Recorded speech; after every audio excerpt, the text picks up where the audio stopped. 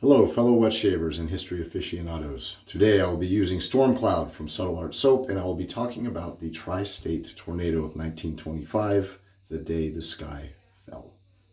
Stay tuned.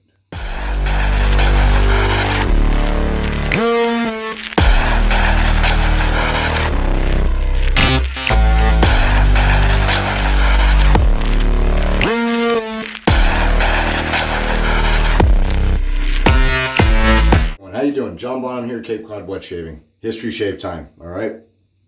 Coffee of the day. Told you I'm hanging on to the holiday stuff. Chocolate cranberry from Cape Cod Coffee. Absolutely phenomenal. I have one more bag after this one, and it's gone until next year, so I'm trying very hard not to drink it. But anywho, all right. So today's history shave was a request from, and please forgive me, I'm probably going to mispronunciate your name. I apologize. It is Kostas Inces. At Kostas Inces 9958. I apologize, Kostas. I believe that is Greek. He requested today's topic. I looked into it, loved it. He requested it after I did the Great Blizzard video, history shave. So today's topic will be the tri-state tornado of 1925, and I call it the day the sky fell, because it kind of really did. And with that, I'll be using Storm Cloud, which I feel pretty clever using this. Any excuse to use Subtle Art Soap, but today I'll be using Storm Cloud because of the subject matter and because it's awesome, along with the splash for that. All right. And I'll be using their natural pre-shave oil. Joe is a user of pre-shave oil, so he made this to his specifications. It's good stuff. Really, really good stuff. Oh, and with the balm, thought I'd try something I hadn't tried in quite a while. And honestly, I don't see anyone use it just because it's considered the cheapo stuff, but I like it. I think it's really good. I'm going to use the Goodline Grooming Aftershave Lotion. And this isn't really scented. It's a mild, minty almost. It reminds me more of tea tree. A lot of people don't like that smell because it's like medicinal almost. I don't mind it. I think it's more heavy on the aloe. This is aloe and witch hazel. I think it's more heavy on the aloe. I don't think there's tea tree in it. Might be wrong. It smells a lot like tea tree though, but whatever. And I do notice that it doesn't last for a super long time, so it will fade and the scent of the soap will go through. All right, so the hardware with that will be my leaf twig razor. I almost called it the thorn, but that's the more aggressive one. Using Parker blades with that. So these are DE blades, and for the single edge blades you can snap them in half. Some of them I notice are very terrible at snapping in half. Some of them will snap and they're very brittle and they'll just snap clean. A lot of them will bend and there'll be a kind of a curve. And if you use that on here, it will not seat the blade properly and it won't close all the way and you'll have a crooked blade. And I hate that. So I've actually been taking a very fine set of wire cutters I have and I actually cut them. All right. So that's what I did here. And I did a pretty good job. I don't know if I can show you where the cuts are here. It's not perfectly even, but it's pretty damn close. So that's what I do there. The brush I'm using is a Grand Slam Badger brush. I call it the Grand Slam Smoke. I don't think it has a name. Again, I feel clever. And I think, oh, shave bowl. This is like a $12 shave bowl you can get on Amazon. Very cool. I like it a lot. There's brown and there's white. I got brown because, you know, lather's white. So that's it. That's the only reason. All right. Okay. Let's get started, guys. I already got the pre-shave on. I just need to wet my face. Hope everyone is having a great beginning of the year. I know we are. Been crazy with our weather and stuff. We just got a bad storm, lost power for about 2 hours. Got it back. Had a storm before that, and then we have another storm coming in the middle of tonight. All rain, I might add.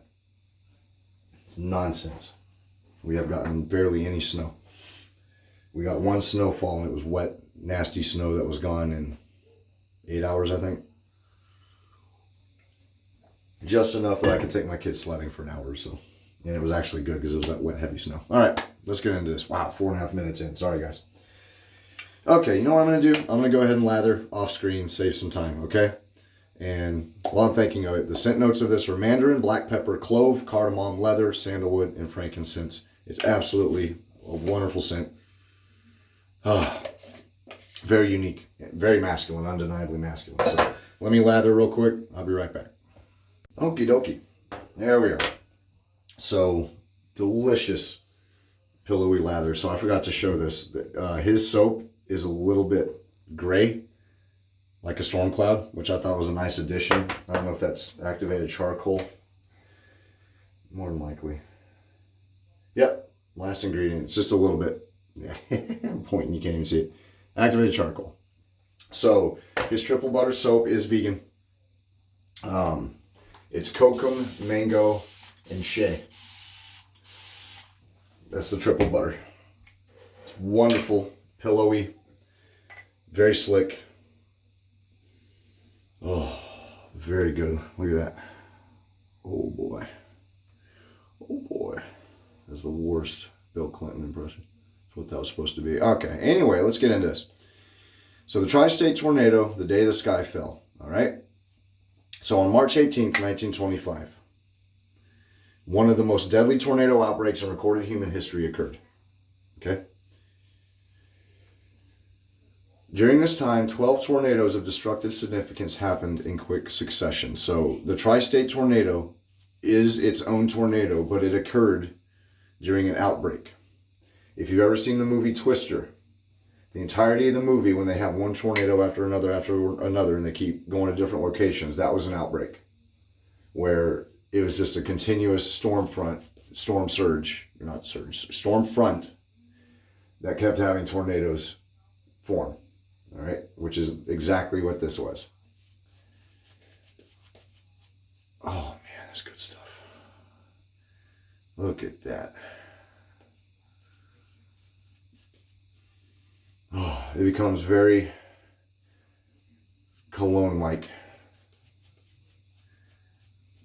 as the lather ages a little bit.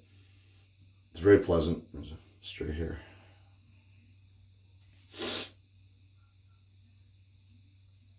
I like it a lot. It's not overpowering.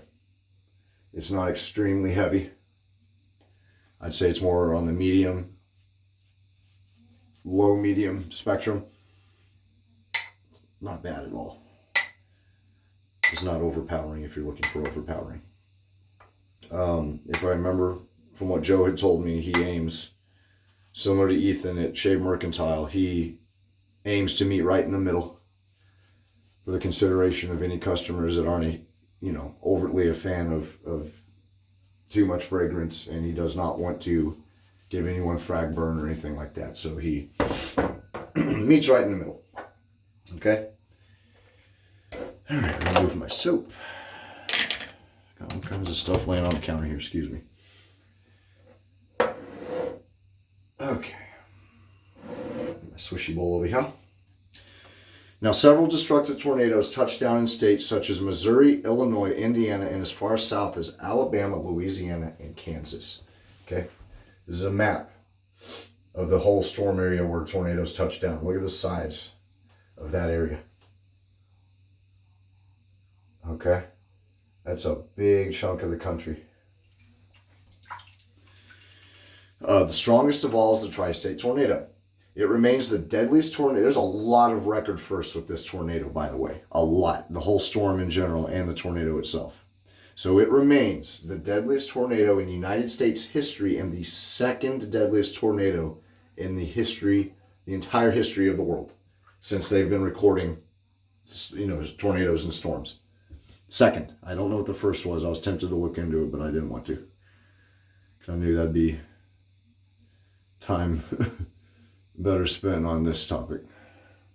Remember, tree branches. Tree branches of history.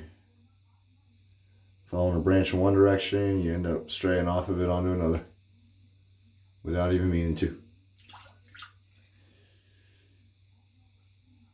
All right. This is such a good single edge razor, man. I don't have a lot of single edge razors. Joe himself, actually, from Subtle Art Soap, gifted me a gem razor for Christmas. Thanks again, Joe. I have not used it yet. I'm doing my research. I actually got a funny story that occurred right before this video. But let me get you halfway through here, okay? So it left the longest recording, the Tri-State Tornado left the longest recorded ever track of destruction, continuous path of destruction. It's another first. 219 miles that crossed 3 states. Okay, it lasted an incredible record 3.5 hours. So there's another record, third one. Okay, strongest tornado, longest destructive path left behind, and longest on the ground, which is 3.5 hours. It remains the longest lasting and most destructive storm on record. Damn. Now, I grew up in Texas, as I've mentioned. I have been through 2 hurricanes and exactly 2 tornadoes. One tornado, I didn't even know it was a tornado. I was young. The second, I'll never forget because I got to hear it. And if I ever tell someone about a tornado, like my wife, she's never been through one. She asked, is it scary? I said, well, yeah, but it looks scary and all. Yeah, that's not what lingered with me. What lingered with me was the sound. The sound is petrifying. It is unreal. Someone had said it sounds like a train. And it does, but not quite. It's hard to describe. It's this howl that is unmistakable, and you never forget it when you hear it. It's just petrifying, okay?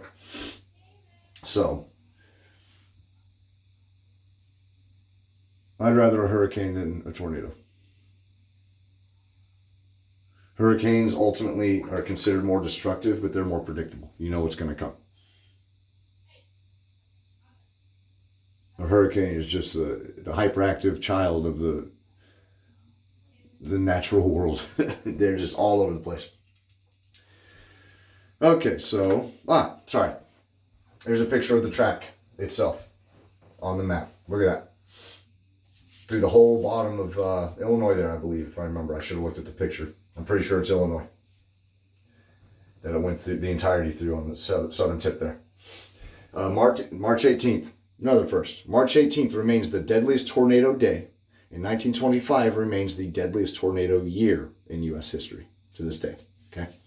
Almost 100 years ago. 1 year shy, 99 years ago. Okay, so due to a lack of an organized tornado warning system, okay, the death toll is confirmed at least at 751 souls. They believe there's many more. You know, it just because of the time, record keeping, the condition of some of the people, I hate to say, it's more than likely closer to 1,000, probably over that, but definitely on record, 751 souls. Around 2,298 were seriously injured because of this storm. Okay, I stumbled across this photo.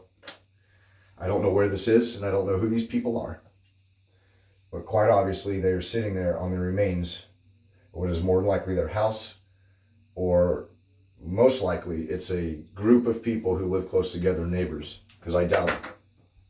It might be a whole family, hopefully, sitting in the ruins of their home.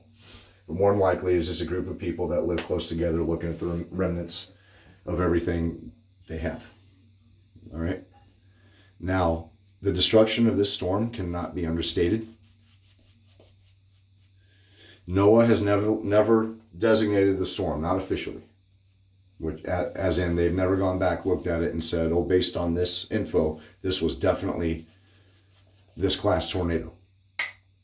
But other scientists have basically looked at everything. They've almost unanimously agreed that the Tri-State tornado was almost 100% certainly an F5, and more than likely one of the strongest in that category. So not only an F5, but a freaking strong F5. All right? There used to be an F6 category, but that's been done away with since Fujita. The Fujita scale is what we use now.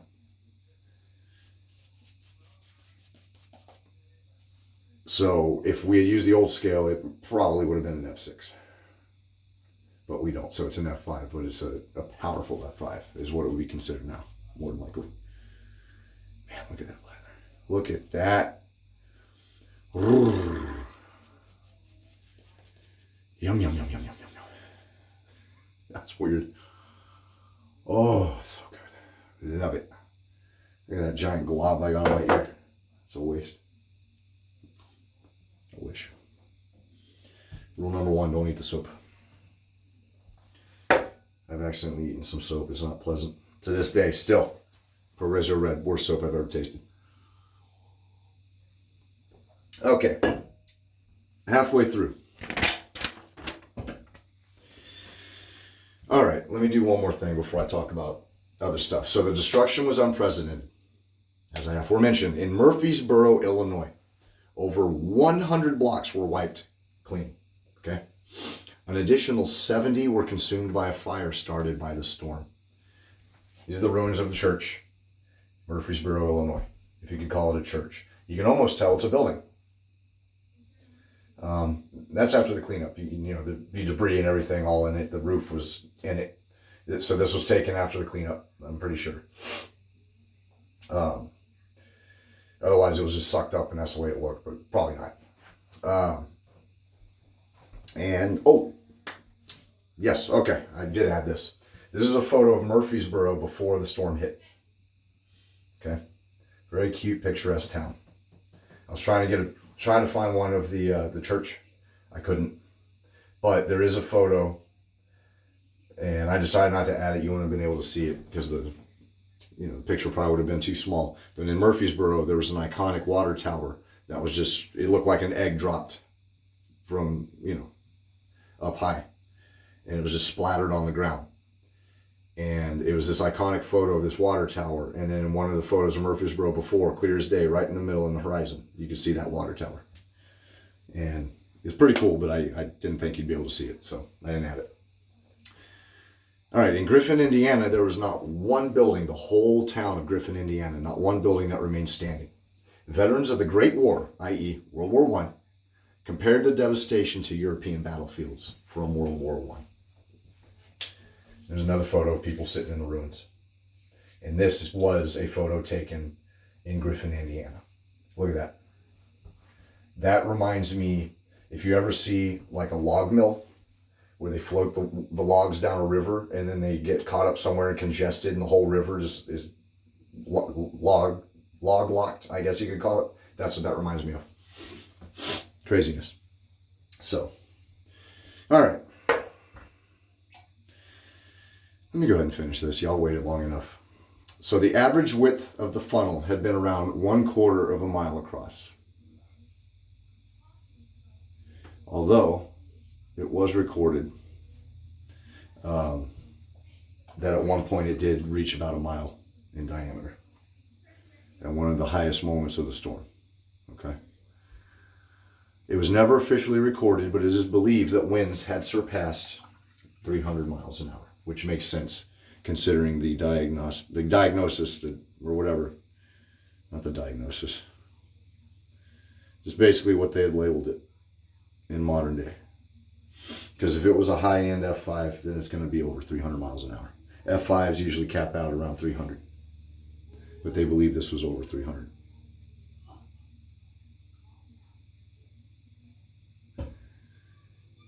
All right. My wife's playing with the baby.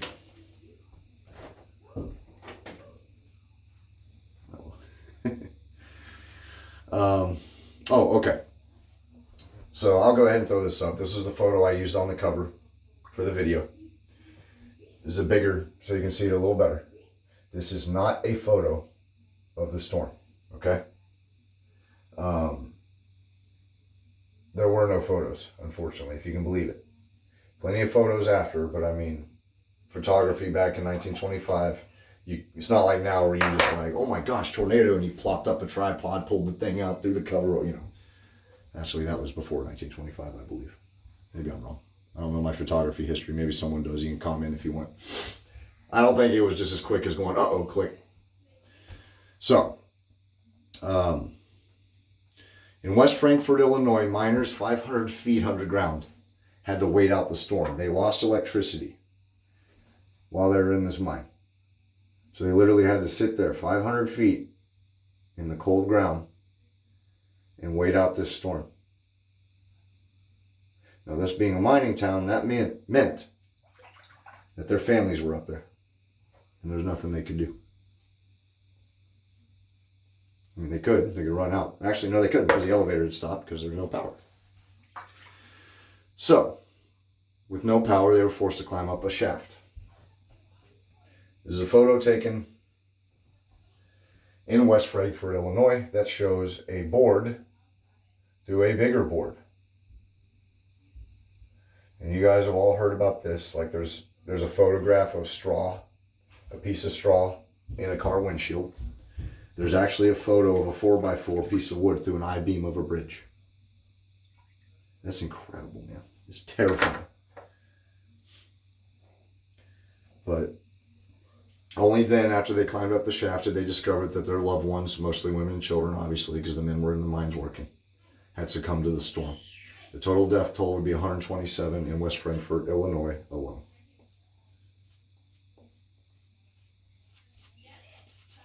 Which is horrible.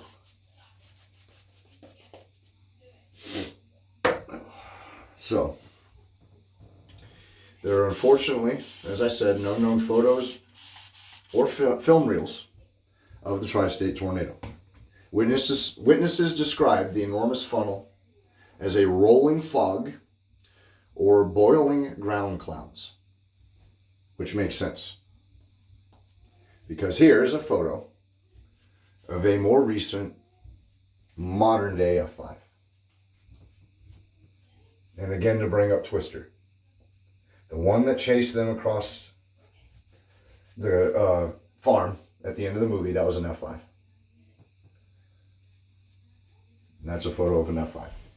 So when they say a quarter mile to a mile in diameter, they meant it. That's a big ass funnel cloud. In fact, they're actually called wedge tornadoes at that point, for obvious reasons, because it is no longer just a little funnel. It's a big fat old wedge shaped funnel cloud on the ground.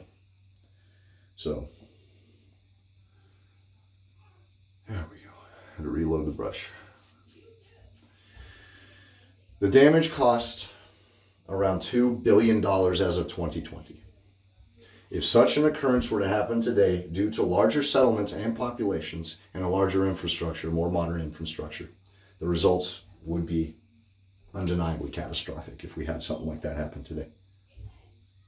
We do have a warning system, but that does not mean that the loss of life would be any less because of how potent this storm is.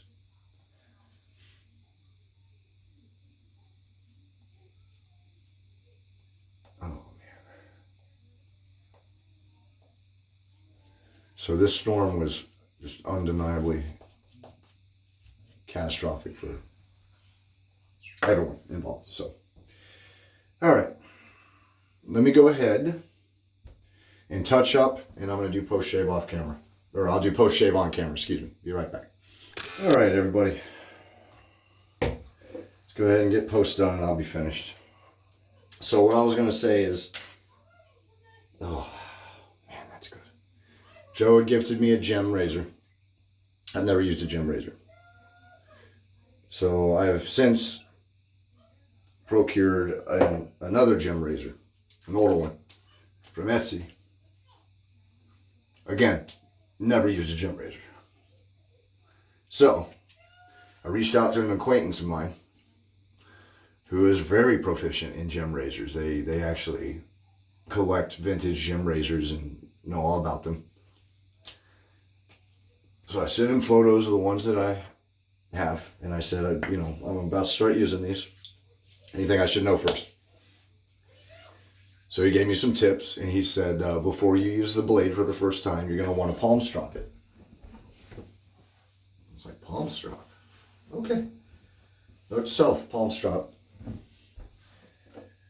And I went and Googled palm strops. I kept looking at it. I'm like, where the hell are these things? I'm like, no, that's paddle strop. Partial strop. Like, what the hell is this? No palm strops. I don't get it. That doesn't make any sense. All right. I can't find palm strops. And he goes, no, dude. He sent me a link to a YouTube video, which I have since saved. in case anyone else runs into this, but you literally take a single edge blade and you take the ball of your palm here, depending on what hand you use, and you just drop the blade on your palm. Okay, that makes way more sense. So 4 years. I'm coming up on 4 years in wet shaving. 4 years in February into March. And I didn't know what in the hell palm strop was, what palm stropping was. So goes to show you, man, you can always learn something new in this. I love it. I absolutely love it. It's so funny. Do I have this unscrewed? Open? No, I do not.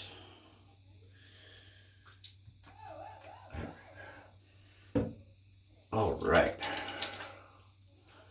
So I hope you enjoyed the Tri-State Tornado. That's pretty neat. So the guy who requested this, I don't know if he lives in Greece, but he's Greek, I believe, based on his name. So I think it's pretty cool that he knows about our history a little better than we do. So I wonder how many people know about the Tri-State Tornado. I'm sure the states involved would remember it, but I hadn't heard of it. I don't think I had. Maybe I had. I just don't remember it. It was the most powerful tornado. I'm sure I came across it at some point. I just don't recall it. And I definitely didn't know about it to the degree that I talked about it here. So, you know, it's a win-win. You guys get to hear a cool story, hopefully, that you enjoy, and I get to learn some really neat stuff that I didn't know otherwise. So, all right. That'll do it, guys. I appreciate it. As always, if you have anything you can think of, if you want to request, I'll look into it. Thank you again. I almost said Kyrios. You're not Kyrios. You're Kostas. Thank you, Kostas, for that. Very neat topic. Appreciate it, man. And for those of you, where's the lid? You kidding me? Wow, I can't believe it. I misplaced. Oh, there it is. For those of you who have never tried Soil Art soap, jump on their stuff, man. It's really, really good. Look at how much lather I still have left. Tons. Just from that one load. I got another for easily another full pass, but whoops, probably another 2, to be honest with you, if I wanted to, which I won't. But that'll do it. All right, everyone, stay frosty, stay safe, enjoy the new year. Be kind to everybody. You know, life's too short. So, also, I would give this stuff a try. It's really good for the price. You know, people think because it's big box, it's not good. It's not terrible at all by any stretch. I like it a lot. So definitely give it a shot. All right. Y'all take care. Happy shaving. Till next time. See you later.